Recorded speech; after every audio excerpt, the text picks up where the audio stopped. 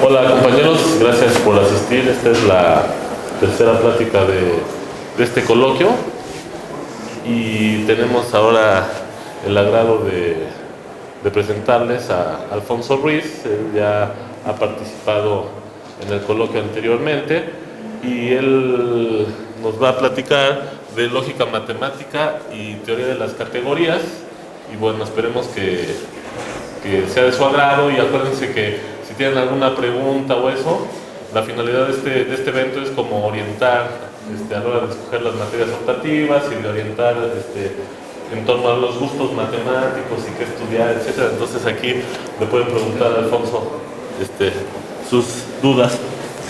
Gracias. Bueno, gracias por la oportunidad y gracias por organizar esto. Me parece una buena idea. Les voy a hablar de lógica matemática y de teoría de categorías. Yo estudio lógica matemática y han escuchado por lo menos las palabras lógica matemática y teoría de categorías. ¿Sí? ¿Saben qué es? ¿Más o menos? Bueno, entonces, está bien. Y todo va a ser en torno, o sea, la idea es ejemplificar por qué la lógica matemática y las categorías pueden ser una herramienta en otras áreas de las matemáticas. O sea, existen problemas adentro de cada uno de estas áreas, sin embargo, también nos pueden ayudar a resolver otros problemas. Yo les voy a hablar de la manera más sencilla cómo aparecen estas dos áreas en otro tipo de áreas de las matemáticas, y lo voy a hacer con algo que se llama geometría proyectiva.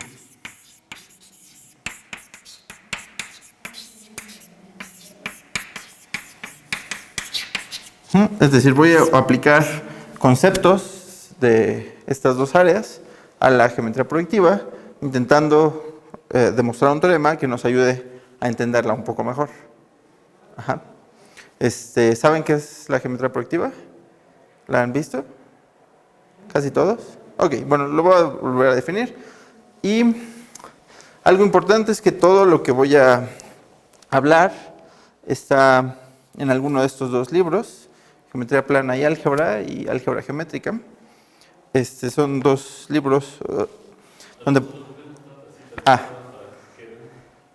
Entonces, pueden encontrar los resultados de los que voy a hablar aquí. En un poco más apegado, pero este es un poco más viejo. Este es un libro del año pasado. Y, bueno, lo que voy a hacer es de lo más rastrero y populista, pero para fomentar que ustedes pregunten cosas, a las dos personas que yo piense que pregunten más cosas, no tienen que ser preguntas buenas, o sea, no tienen que ser inteligentes preguntas ni nada, sino las dos personas que yo sienta que estén más interesados, les voy a regalar los libros. Entonces, o sea, estaría bien que me preguntaran cosas. Si a ustedes les interesa, pues entonces vale la pena que se queden con estos libros, pero si a nadie les interesa, pues no le voy a regalar el libro a nadie. Entonces, no pasa nada. Ok. Entonces, la idea fundamental es, hay veces en matemáticas que uno puede hablar de la misma cosa, del mismo concepto, de dos maneras muy diferentes. Y a veces es difícil formalizar cuando, no sé, algo que te encontraste en el curso de álgebra lineal y algo que te encontraste en el curso de análisis, es difícil, aunque uno sabe que es lo mismo, explicitar por qué es lo mismo.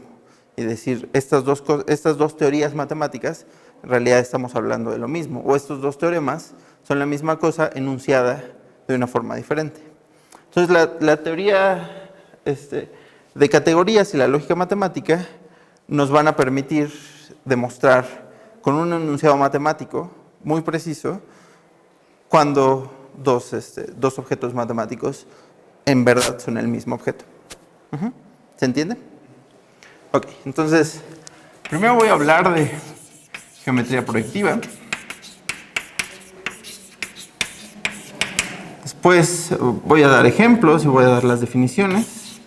Después voy a demostrar una equivalencia entre la geometría proyectiva y otros objetos. Y después la plática se va bifurcar entre lógica matemática y teoría de categorías. Ay, perdón.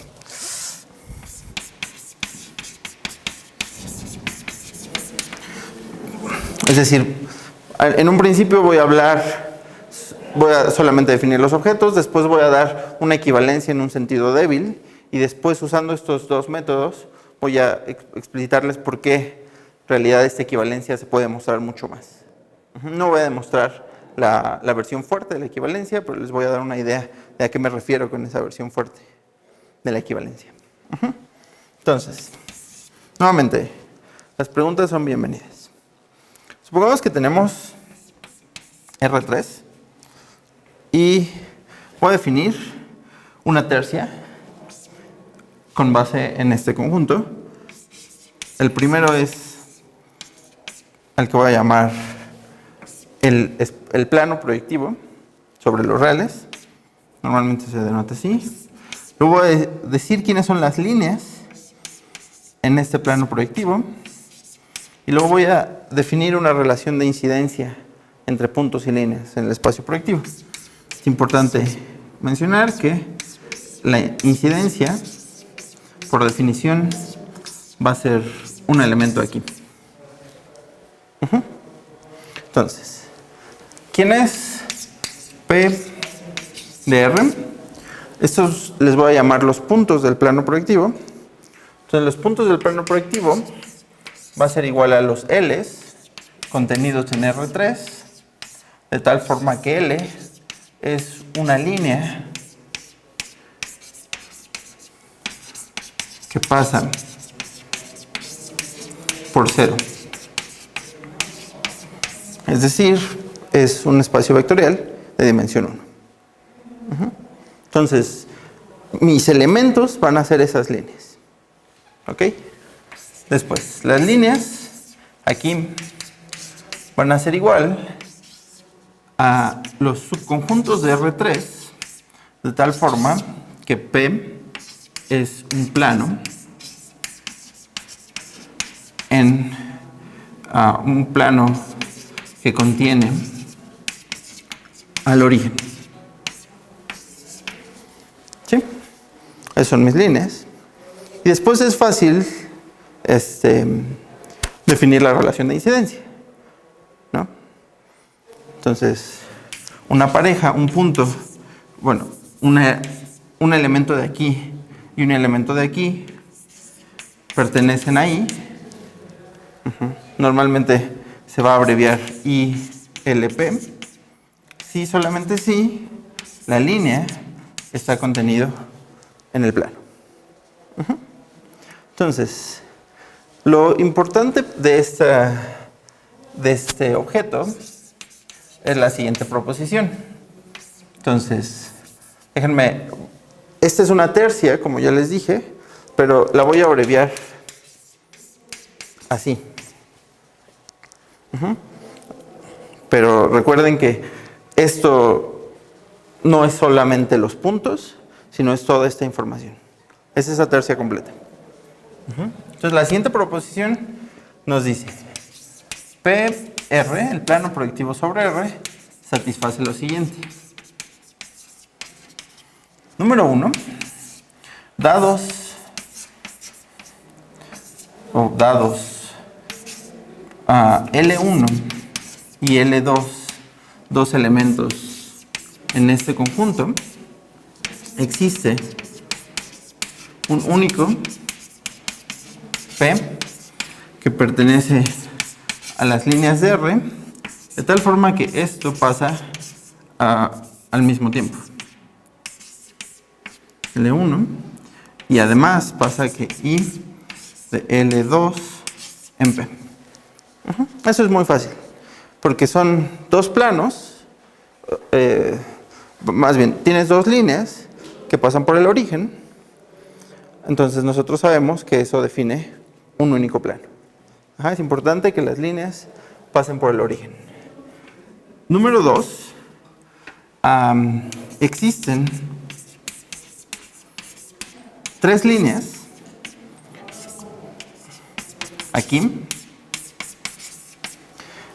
que son distintas, todas entre ellas. Eso es importante. Tales que no existe un plano, es decir, un elemento de LR. Voy a borrar esto.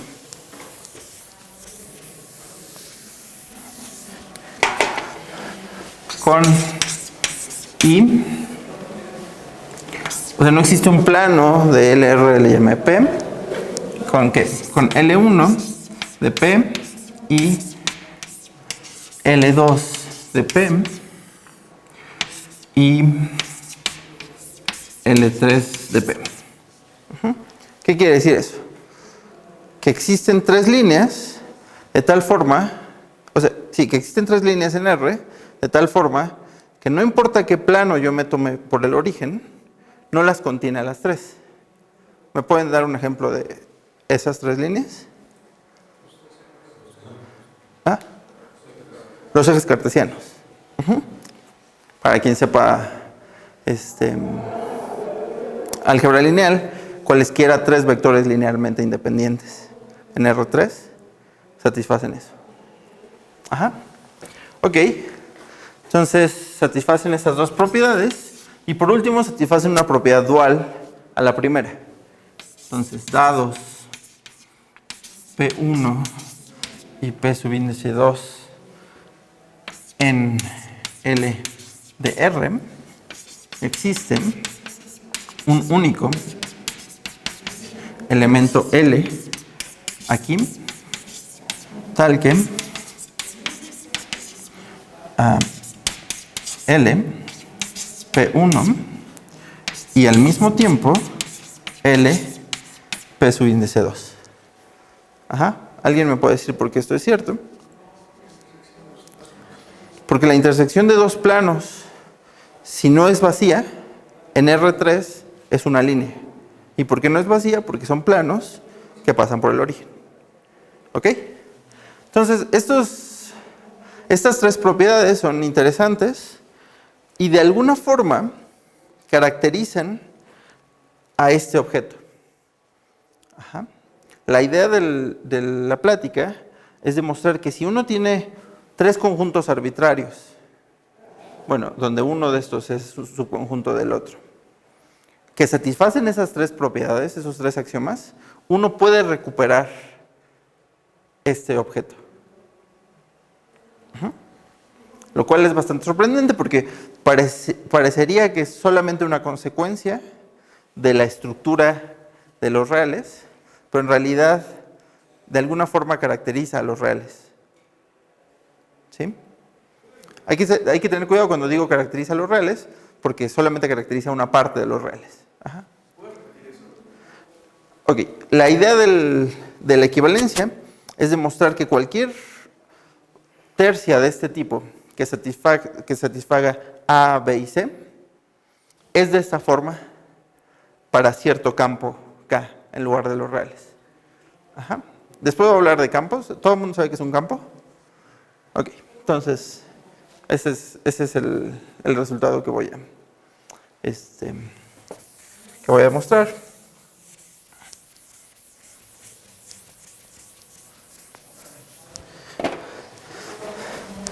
Y hasta ahorita no hay candidatos para ganarse los libros, entonces todavía tienen chance.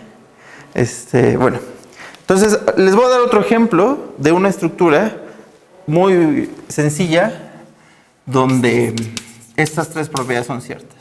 Se llama el plano de Fano.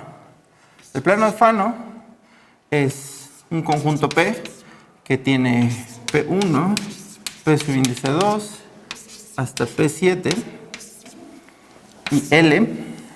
O sea, tengo 7 puntos, un conjunto de 7 elementos. Los voy a dibujar aquí.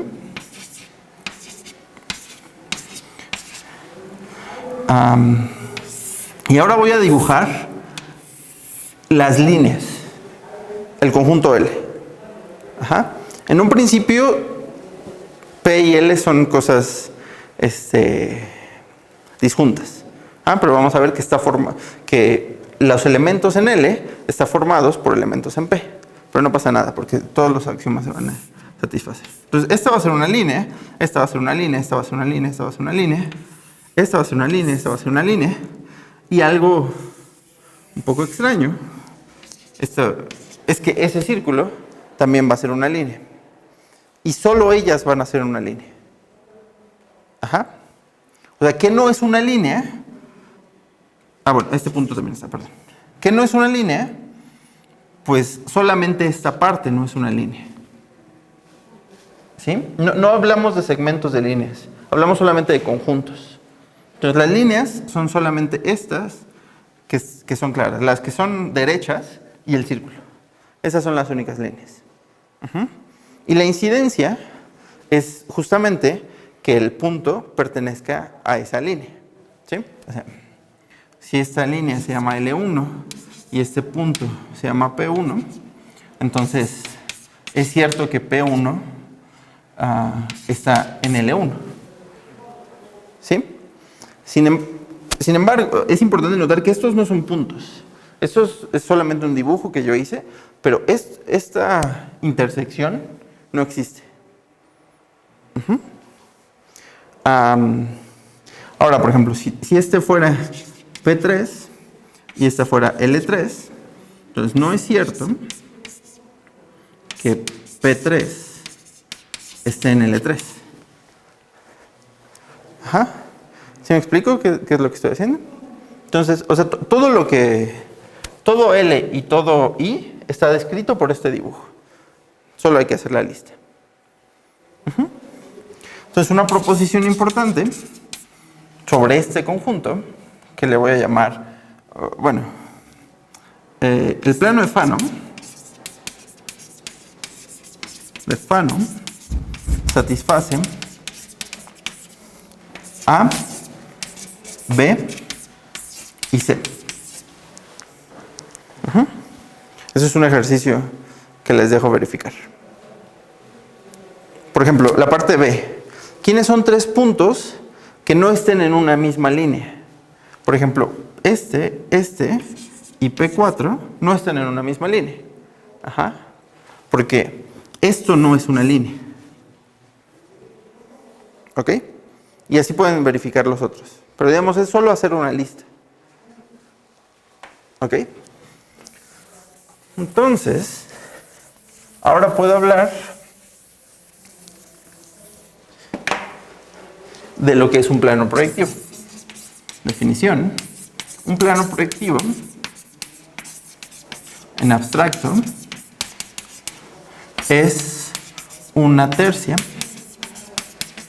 de la forma P, L e I, donde I es un subconjunto de P cruz L, tal que A, B y C. En particular, los dos que definí anteriormente son planos proyectivos. ¿Alguna duda hasta aquí?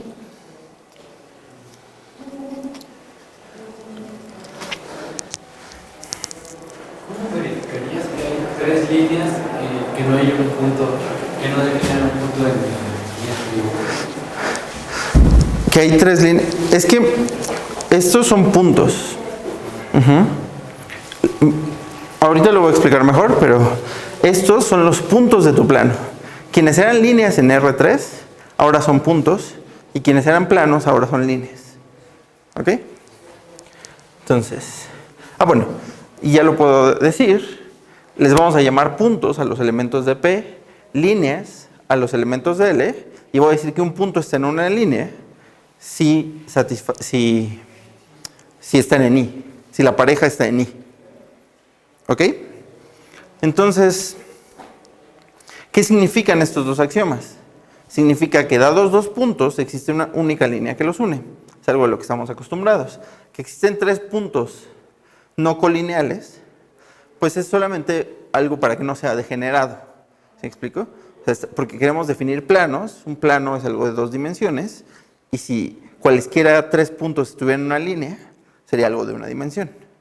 ¿Sí? Solo porque queremos hablar de planos. Quizás lo más sorprendente es el axioma 3.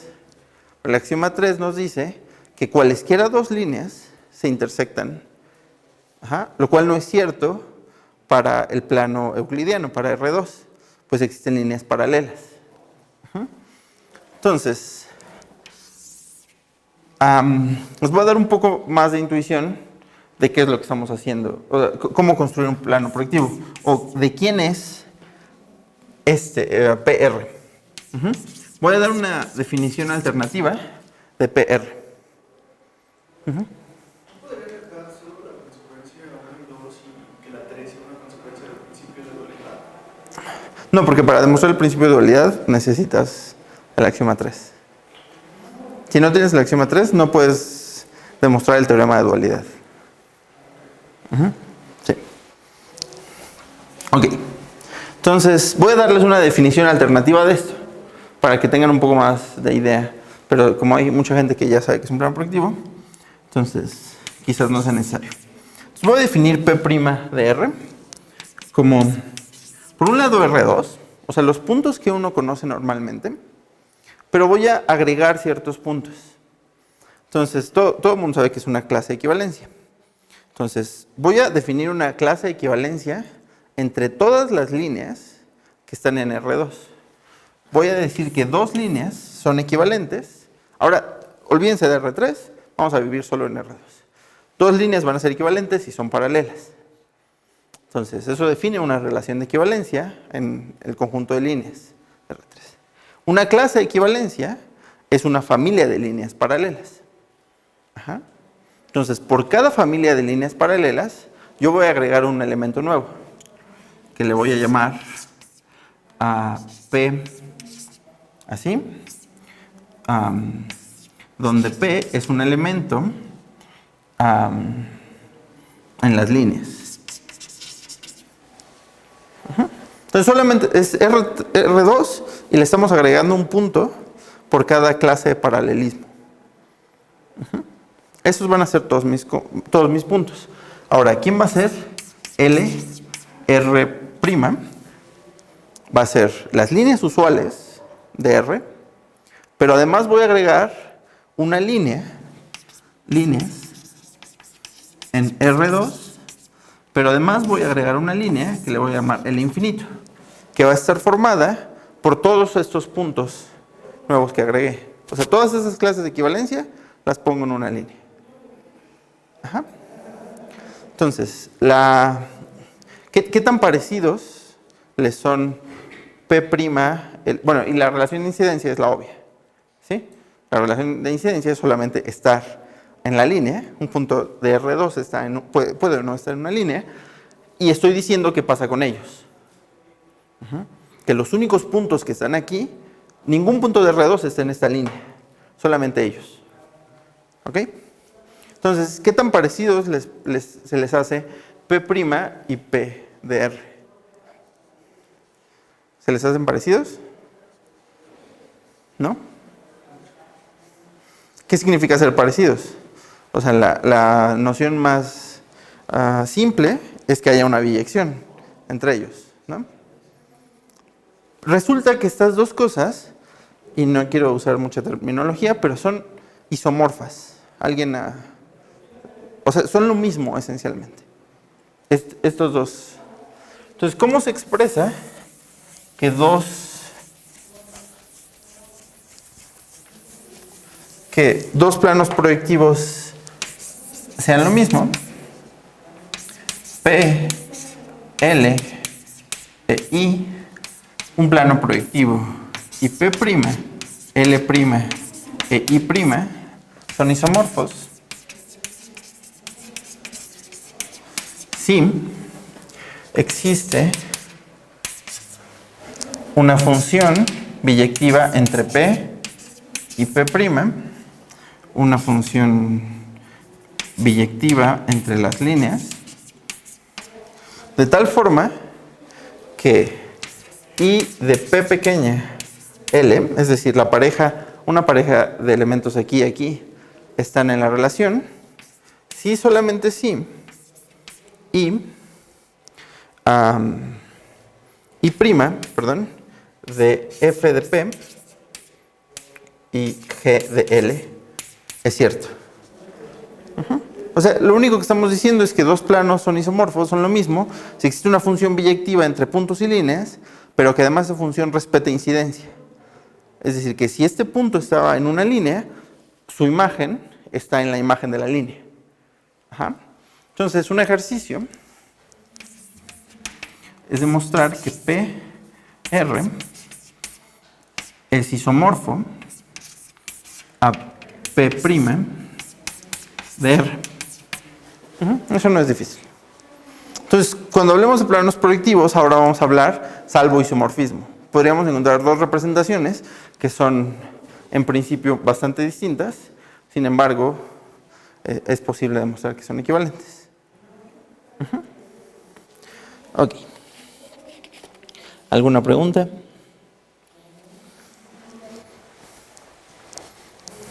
Entonces, ¿están seguros que todos saben que es un campo? ¿O hay alguien que no sepa que es un campo? Levanten la mano porque si no, no van a entender lo próximo y no es algo difícil. ¿Nadie?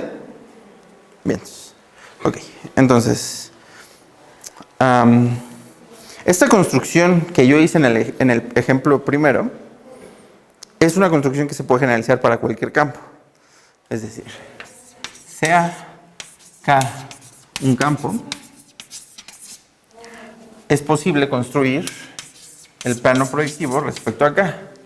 ¿Por qué? Porque uno puede hablar del espacio vectorial de 3 dimensiones K3, uno considera todos los subconjuntos, todos los subespacios de dimensión 1 dentro de K3 como sus puntos, todos los subespacios de dimensión 2 como sus puntos. Se puede demostrar lo mismo. Ajá. Entonces, se puede demostrar, y es en verdad lo mismo, es solamente álgebra lineal. Se puede demostrar que PK es un plano proyectivo. Ahora la pregunta es, ¿este plano proyectivo qué tan parecido es a estos planos proyectivos? ¿Sí me explico qué quiero decir con esa pregunta? Lo que quiero decir es, pregunta,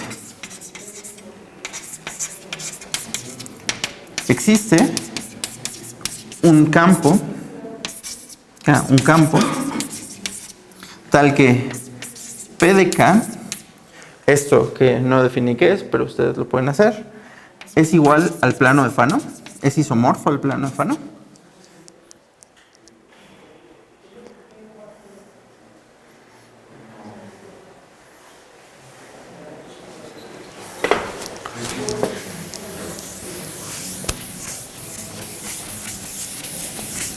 ¿Qué campos conocen? ¿Me pueden dar 3 ejemplos de campos que conozcan? Los racionales, los complejos y los reales. ¿Ah? ¿No podría ser con Z7? No, pero es muy cercano. Veo que ya todo el mundo conoce qué son los FPs, ¿no? O sea, los FP, ¿todo el mundo conoce? Díganme, porque si no, no. Ok. Entonces, los campos, existen campos finitos. Ajá. O sea, existen sobre un conjunto de tamaño P al cuadrado, P a la n, donde P es un primo, existe una forma de volverlo un campo. Es decir, existen dos operaciones, suma y multiplicación, tal forma que la suma se comporte muy bonito, la multiplicación que se comporte muy bonito, sean asociativas, pero además todos los elementos tengan inversos. Entonces les voy a dar un ejemplo súper fácil de un campo. F2. Un conjunto con dos elementos. Entonces esto tiene dos operaciones. La suma 0 más 0 es igual a 0. La suma 0 más 1 es igual a 1. La suma 1 más 1 es igual a 0. De alguna manera las estoy definiendo arbitrariamente, pero quien sepa de esto sabe que en realidad lo que estamos haciendo es un cociente de anillos. Pero bueno, o sea, si ustedes quieren, solamente para hacerlo explícito, entonces 0 por 0 es igual a 0, 0 por 1 es igual a 1, y 1 por 1 es igual a 1. Ahí, esto es igual a 0. Ajá. Estas Z2, ¿no? Pero me cosita F, entonces eso me imagino que puedes hacer lo mismo con cualquier anillo. Es una notación, sí. O sea, lo que normalmente se nota FP al cuadrado o FP a la N como Z módulo PN Z. Y se demuestra que eso es un campo. Entonces, este comercial es solo para decir que existen campos finitos. El plano de Fano es un plano finito. Lo ideal sería encontrar un campo finito, el cual ese fuera cierto. Entonces, ejercicio P de F2 es isomorfo al plano de Fano. Tú dijiste F7, pero recuerda que lo que estamos haciendo es considerar F2 al cuadrado y hacer ciertos... F2 al cubo, perdón. Entonces, demuestren ese ejercicio, no es difícil y es interesante. ¿Ok? Muy bien. Entonces, la pregunta sigue en pie. ¿Existe algún plano proyectivo que no sea de las formas de las que yo les he hablado?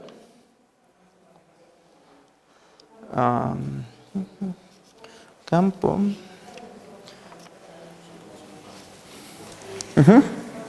¿Sí o no? Entonces, hay una proposición que no es difícil de demostrar, pero es un poco más tardada. Existen planos proyectivos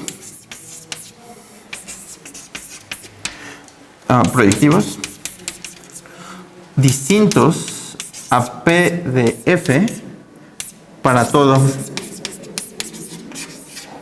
F un campo. Es decir, existen campos que son completamente, que no tienen nada que ver con ningún campo.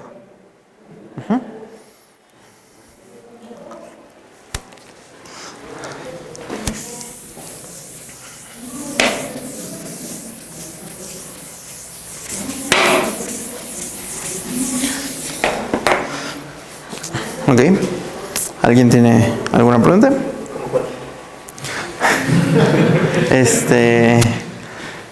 Me voy a tardar en construirlo, pero quien quiera verlo puede encontrarlo en un libro que encuentra en internet.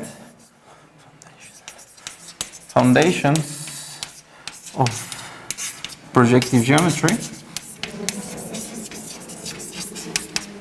de Hartron. Y ahí lo demuestra usando un proceso límite. Es decir, empieza con cierta configuración de puntos y líneas, o sea, en abstracto, y con esa configuración de puntos y líneas, aplica un proceso límite y construye un plano proyectivo. Y demuestra que en cierta etapa se contradice uno de los axiomas que vienen de los campos. Pero esto en verdad no es difícil de demostrar, sin embargo entiendo su curiosidad porque es bastante patológico. Esos ejemplos son bastante patológicos. Y a mí me parecen emocionantes y la gente los estudia.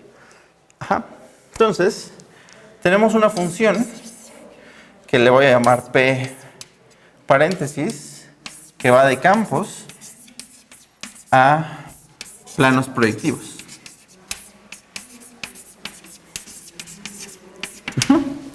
Pues esta función está bien definida.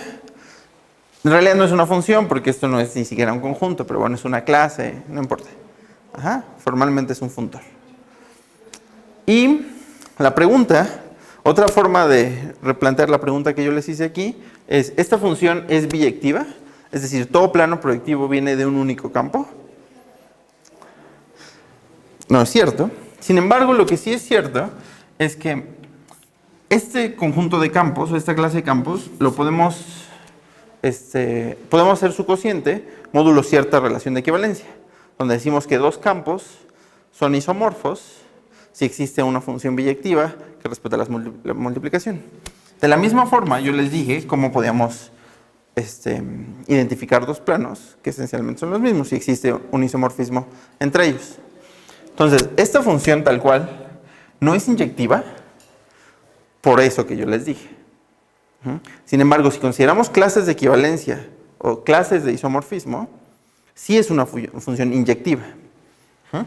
Entonces, ahí es una función inyectiva. Esto no es difícil de demostrar.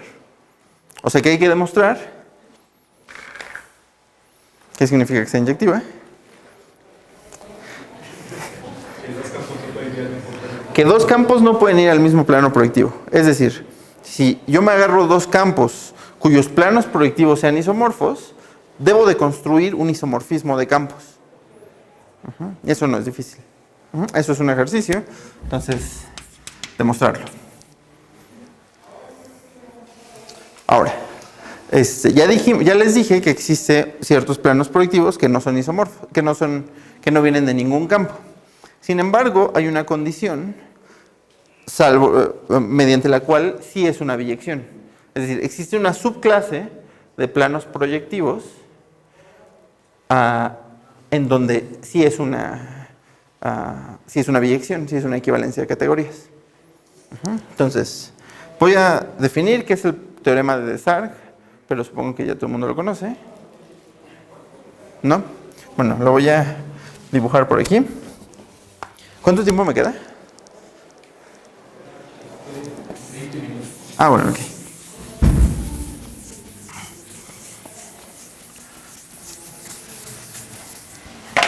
Ok, entonces el teorema de Desargues lo voy a enunciar para los reales o para un plano euclidiano.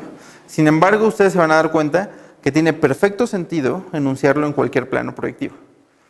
Entonces, supongamos que tenemos dos triángulos. Ay, nunca lo dibujo bien, pero supongamos que tenemos dos triángulos en perspectiva. ¿Qué significa que haya dos triángulos en perspectiva? Que existe un punto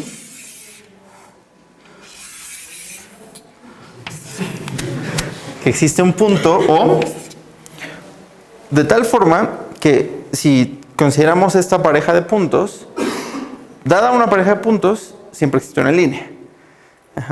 Dada esta pareja de puntos, siempre existe una línea. Dada esta pareja de puntos, siempre existe una línea. Entonces, el que estén en perspectiva significa que esas tres líneas se intersectan. En los planos proyectivos, todas dos líneas se intersectan, pero no es cierto que todas tres líneas se intersecten. Entonces, este enunciado tiene sentido en cualquier plano proyectivo. De manera dual, uno puede considerar estos dos puntos definen una línea, estos dos puntos definen una línea, todas dos líneas se intersectan, entonces tenemos este punto. Ahora, creo que me equivoqué. No. Estas dos líneas definen un punto, por tanto se intersectan. ¿Sí? Estas dos líneas definen un punto y por tanto se intersectan. ¿Qué dice el enunciado del teorema de Desargues? Que estos tres puntos son colineales. Dados cualquiera dos puntos, existe una línea. Pero dados tres puntos, no es claro que existe una línea. Es un teorema, es algo que hay que demostrar. Entonces, ¿me creen que este enunciado tiene perfecto sentido en cualquier plano proyectivo? Ahora, resulta que hay planos proyectivos en donde este teorema es cierto y donde este teorema no lo es. En particular, vamos a llamar planos desarguianos a cierta clase de planos proyectivos. ¿Quiénes son? Son aquellos planos proyectivos en donde se satisface el teorema de Desargues. Ahora, el teorema, que es la equivalencia de la que yo les quería hablar, es el siguiente. El teorema dice: P es una biyección Pero no solo una biyección, de hecho es una equivalencia de categorías, pero no lo voy a escribir así. Es una biyección entre campos y planos desarguianos.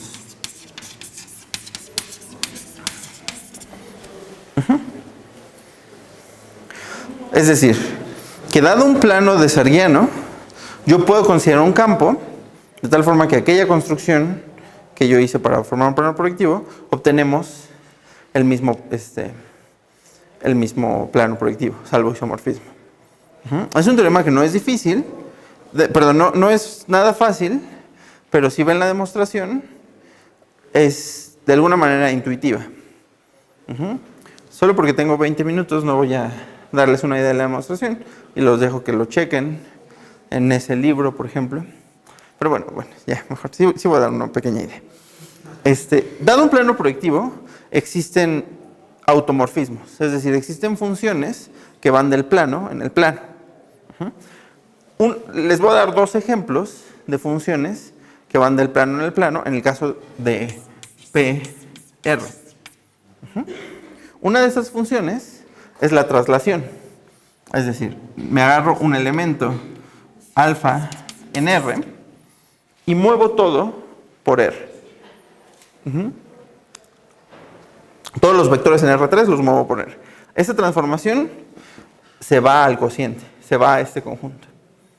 Y define un automorfismo, define una función biyectiva que es un morfismo de planos proyectivos. También está dado un alfa, pero ahora que no sea cero, podemos multiplicar un vector por él mismo. Multiplicar un vector por este escalar. Es decir, uno es, tú agarras un vector y lo mandas a alfa más b, que tiene sentido, o sea, es decir, en cada coordenada le sumas alfa. Y el otro, agarras un vector y multiplicas b por alfa. Ser un espacio vectorial, eso tiene sentido. Entonces, estas dos transformaciones son isomorfismos del plano proyectivo. Estas dos transformaciones en realidad definen una operación. Y así es como, dado un plano proyectivo arbitrario, puedes recuperar un campo. Consideras el conjunto de todas las transformaciones que preservan la colinearidad y demuestras que eso es un campo. Demuestras que es conmutativo, que todos los elementos tienen inversos, y es muy bonito porque la demostración de que todos los elementos tienen inversos pasa justamente por utilizar el teorema de Desargues. Entonces es una demostración muy geométrica en la que uno reinterpreta el teorema de Desargues de una manera algebraica. Este tipo de diccionarios entre álgebra y geometría existen todo el tiempo. Ok. Ahora, voy a ir a la parte 3 y 4 de la plática. Y estoy un poco contento porque no le voy a regalar el libro a nadie. Pero sí pensaba hacerlo.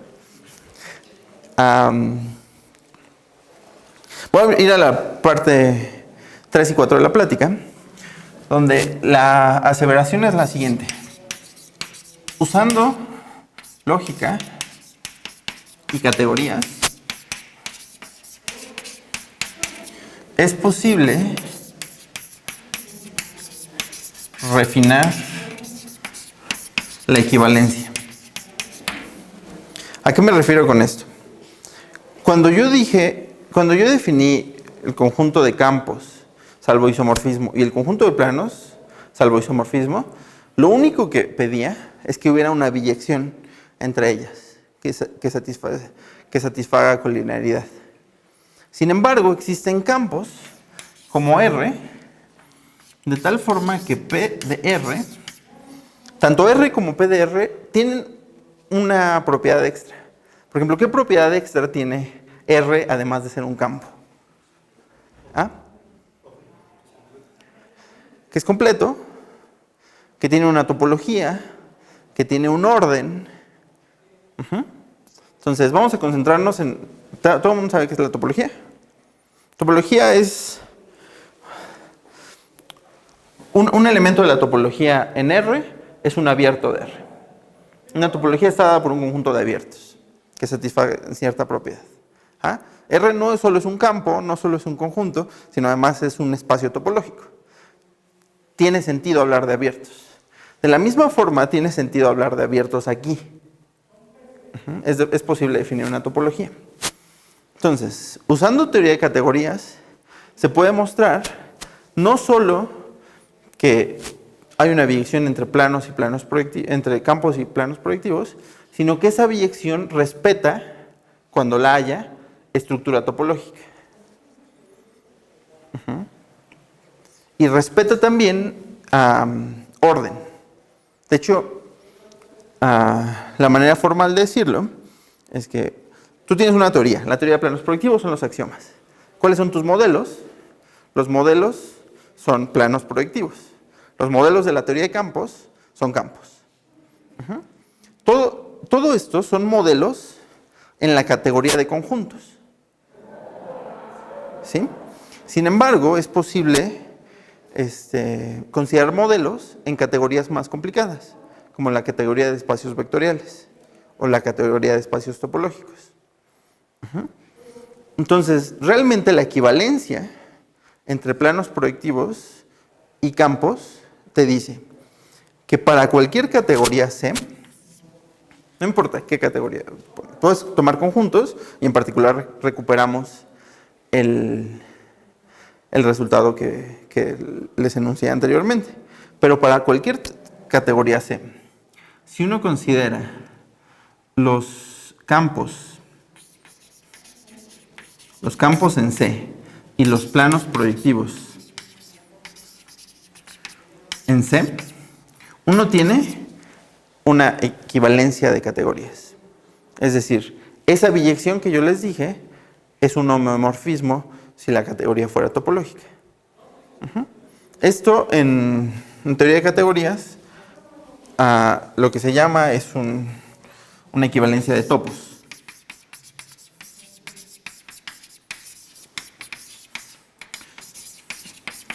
Es decir, uno tiene una teoría y para cada teoría le puede asignar un topos. Un topos es una familia, es una categoría que contiene toda la posible información que hay ahí adentro. Entonces, el enunciado en realidad te dice que dada la teoría de campos y dada la teoría de planos proyectivos, el topos asociado a cada uno de ellos, los topos asociados a cada uno de ellos son equivalentes. Okay. Entonces, eso parece un resultado muy fuerte porque, pues, al hablar de una categoría arbitraria tenemos muchísima más estructura que la teoría de conjuntos clásica. Bueno, eso es la formulación en términos de teoría de categorías.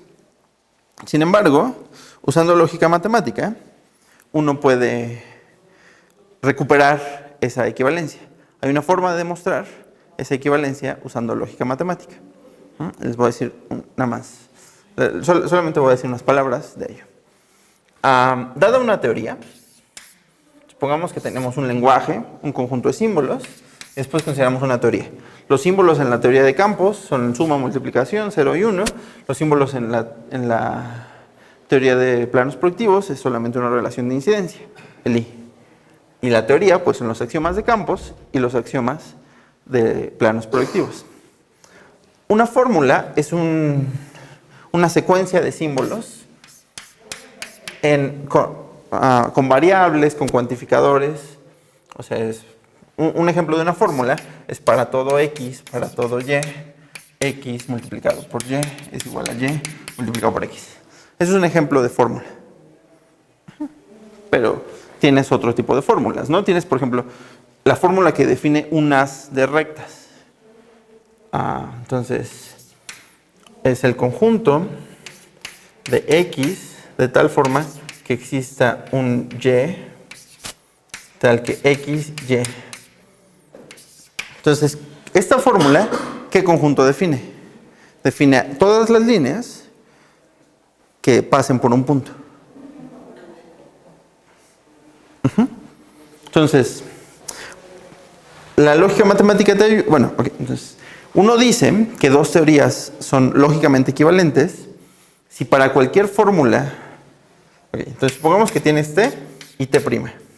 Esto es campos, la teoría de campos y la teoría de planos proyectivos. Entonces, estas dos teorías son equivalentes si para cada fórmula de aquí, si cada fórmula de aquí, mediante una función o un cociente quizás, puedes obtener una fórmula de aquí y viceversa. O sea, no es ni siquiera una biyección, es solo una función que preserva fórmulas de primer orden en esa teoría. Entonces resulta, y es un enunciado interesante, que esta manera de decir que dos teorías son equivalentes es la misma que decir que sus topos son equivalentes. Entonces tienes un diccionario en dos áreas diferentes para demostrar que dos cosas que en un principio parecían completamente ajenas, en realidad son la misma, matemáticamente hablando. Porque piénsenlo, los planos proyectivos y los campos en un principio no tienen mucho que ver. Uno está enunciado en un lenguaje algebraico y otro está enunciado en un lenguaje puramente geométrico. Entonces, si les interesa este tipo de cosas, me pueden preguntar qué cursos les ayudarían para entender esto, dónde podrían ver más. Pues supongo que ya tengo poco tiempo, ¿verdad? 5 minutos. Bueno, pues lo dejamos para que me pregunten cosas si quieren. Sí. Solo hablo de primer orden.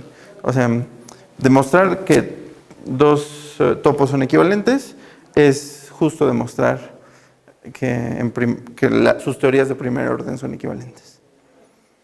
El problema, si es en segundo orden, es que no tienes las técnicas. Por ejemplo, no tienes un teorema de compacidad que te permita hacer Bueno, para que todo el mundo... ¿Sí? ¿Quedó claro? Lo que él pregunta es, cuando uno habla de lógica de primer orden, se refiere a que siempre que haya un cuantificador, uno cuantifica sobre elementos, no sobre conjuntos.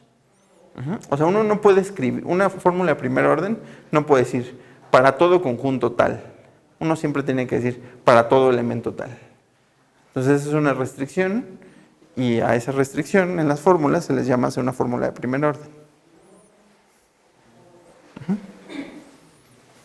Hasta donde entendí, entonces, esta es como una forma de establecer como equivalencia, y esta con lógica matemática es como otra forma distinta. Que coinciden. Que son equivalentes. Que coinciden. Si son equivalentes allá, son equivalentes aquí, si son equivalentes aquí, son equivalentes allá. Para probar, digamos, esa equivalencia entre esta forma de dar equivalencias y esta equivalencia, ¿no tendrías que usar como alguna otra forma? Pues es un poco complicado, pero no es nada... O sea, es formal. ¿Sí me explico? O sea, una vez que entiendes los dos lenguajes, la demostración solamente es escribirle.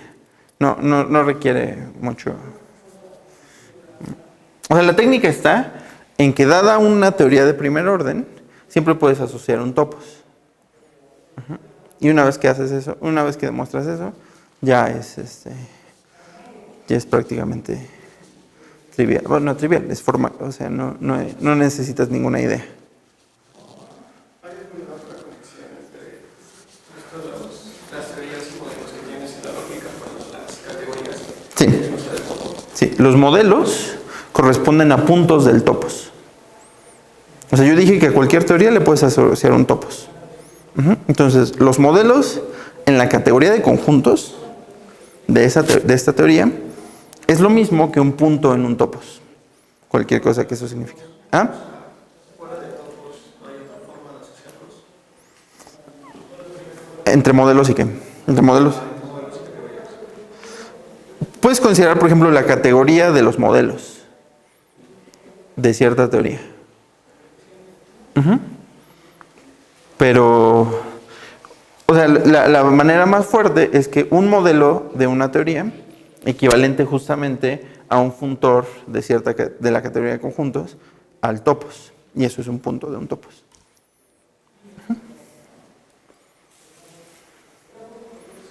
¿Alguna otra pregunta? ¿Dónde se ve esto? ¿Dónde se ve esto? Nada más rápido. esta equivalencia que estás haciendo entre álgebra y geometría con la parte de lógica y categoría, ¿lo podemos también hacer equivalente a la dualidad de Gelfand? Sí, es lo mismo. Es lo mismo. O sea, la dualidad de Gelfand es... Normalmente uno enuncia la dualidad de Gelfand solo en la versión más sencilla que dije, ¿no? La versión que existe un funtor, que es una equivalencia de categorías. Sin embargo, la equivalencia de Gelfand se puede mostrar a nivel de topos y a nivel de teoría de modelos. Bueno, a nivel de teoría de modelos, o sea, se sabe porque es de topos, pero no existe una prueba puramente modelo teórica de eso. ¿Ibas a preguntar? ¿No? ¿Nadie iba a preguntar más? Bueno, hay un curso de geometría proyectiva, me parece, que es en es tercero y cuarto optativas, ¿sí? Bueno, algo así. No todo el mundo da el curso en el que uno lo ve así. Normalmente uno habla sobre geometría sintética, que se concentra en estudiar las propiedades geométricas del plano proyectivo asociado a los reales, que es muy interesante. Digamos, esa es la continuación clásica de geometría moderna 1.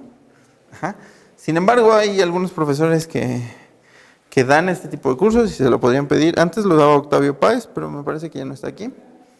Pero Rodolfo San Agustín, él conoce muy bien este tipo de cosas. Y no sé, la forma de preguntarlo sería un curso de geometrías proyectivas abstractas, donde pueden ver geometrías proyectivas finitas y todo. O sea, en el instituto está Gabriel Araujo, Ricardo Strauss, toda esa gente conoce bien los planos proyectivos en abstracto. Quizás este sería uno de los teoremas más importantes de la geometría proyectiva. En lógica matemática, pues hay muchos cursos, ¿no? Está lógica de conjuntos, si no recuerdo mal. Sin embargo, en lógica de conjuntos se estudia lógica proposicional y en lógica 1 se estudian normalmente otras cosas. Entonces, o sea, lo ideal sería buscar a algún profesor que les quiera enseñar teoría de modelos. Esa es la palabra clave. O sea, no solo lógica matemática, sino que se concentrara en teoría de modelos, que es lo que yo hago y por eso los convenzo, pero bueno, habrá profesores que no lo quieran hacer. Pero, o sea, si les interesa saber más de estas cosas, pues yo creo que el curso de teoría de modelos es indispensable.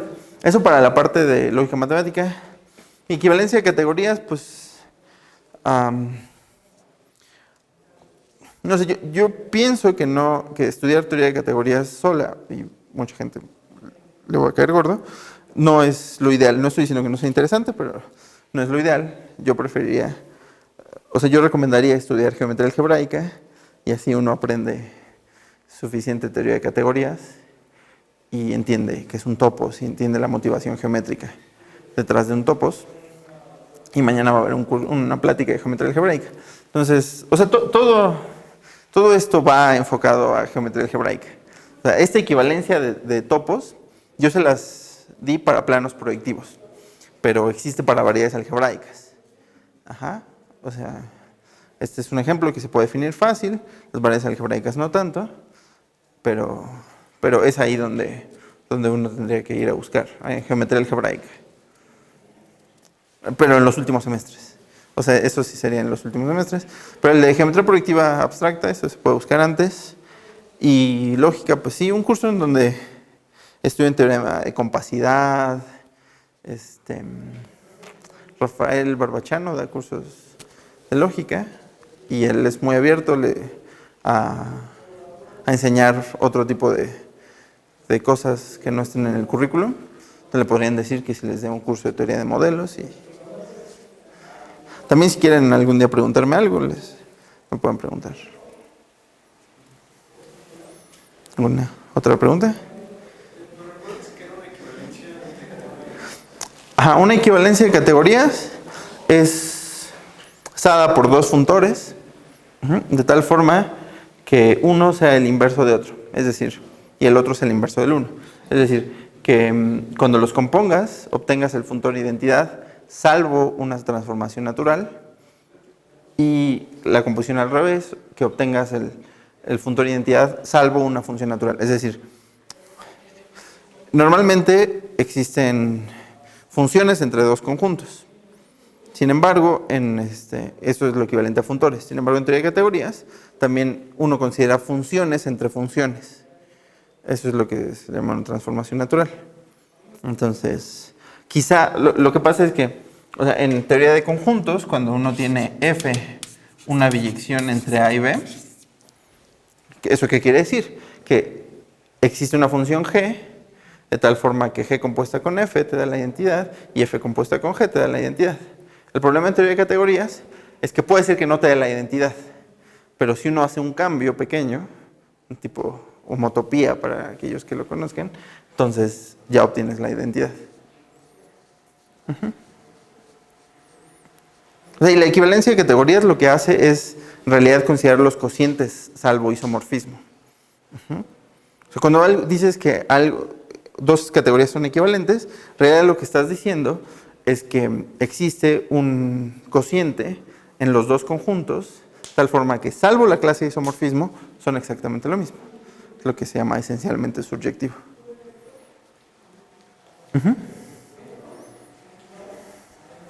¿Ya? ¿Alguna más pregunta? ¿Alguien quiere los libros? Pero mucho, mucho, mucho. Bueno, los dos que levantaron la mano.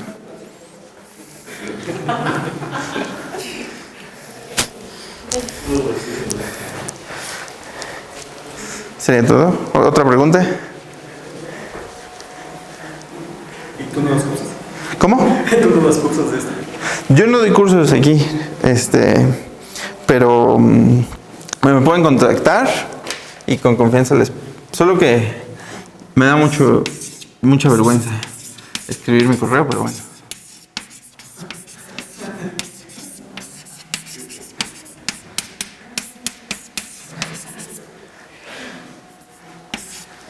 Pueden contactar y con gusto ojalá eso no salga en el video. Y con gusto les ayudo si tienen una duda, si quieren conocer algún tipo de bibliografía. Este tipo de cosas son ideales para una tesis de licenciatura. Entonces les podría contactar con alguien que los pudiera guiar en hacer una tesis, y yo creo que es muy interesante y hay muchos problemas no abiertos, pero en donde se puede trabajar mucho.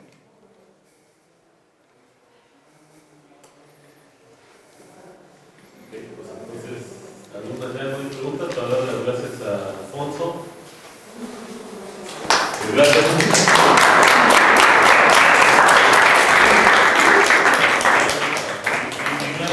Gracias por los libros. Sobre todo los que levantaron la mano. Gracias. Ay. Y pues tenemos